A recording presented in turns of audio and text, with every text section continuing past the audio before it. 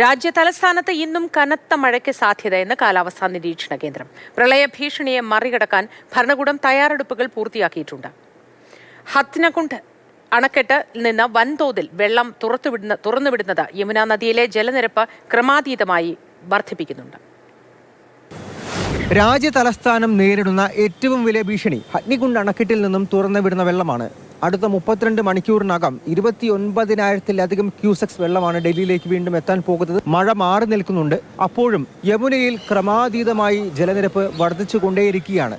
Orange അലേർട്ടാണ് ഡൽഹിയിലും നോയിഡയിലും ഗുരുഗ്രാമിലും എല്ലാം പ്രഖ്യാപിച്ചിരിക്കുന്നത് എന്നുള്ള കാര്യം ആശങ്കയുടെ തോത് വർദ്ധിപ്പിക്കുന്നുണ്ട്.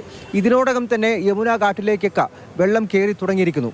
ഡൽഹിയിലെ 6 ജില്ലകളിലായി 20,000 ആളുകളെയാണ് പ്രളയം ബാധിക്കുക. ഇതിനോടകം പ്രളയം മുന്നറിയിപ്പ് നൽകിയിട്ടുണ്ട്. താഴ്ന്ന പ്രദേശങ്ങളിൽ താമസിക്കുന്ന 15,000 ആളുകൾ, അതുപോലെ തന്നെ വെള്ളം നേരിട്ടെത്തുന്ന 5,000 ആളുകൾ, ഇവരെല്ലാവരും തന്നെ ഇപ്പോൾ വലിയ ആശങ്കയിൽ തന്നെയാണ് ഇപ്പോഴും പൊക്കൊണ്ടിരിക്കുന്നത്.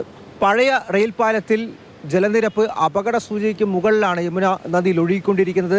ഇന്ന് വൈകിട്ട് 5 മണിയോടുകൂടി പാലത്തിലൂടെയുള്ള ഗതാഗതവും പ്രവേശവും എല്ലാം തന്നെ പൂർണ്ണമായും നിരോധിക്കാൻ പോകുന്നു.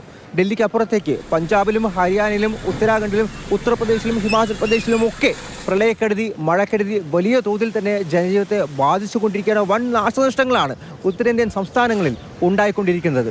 ഗുരുഗ്രാമിലടക്കം ട്രാഫിക് ബ്ലോക്കുകൾ, ഗതാഗത കുരുക്കുകൾ അത് വളരെ വലുതാണ്.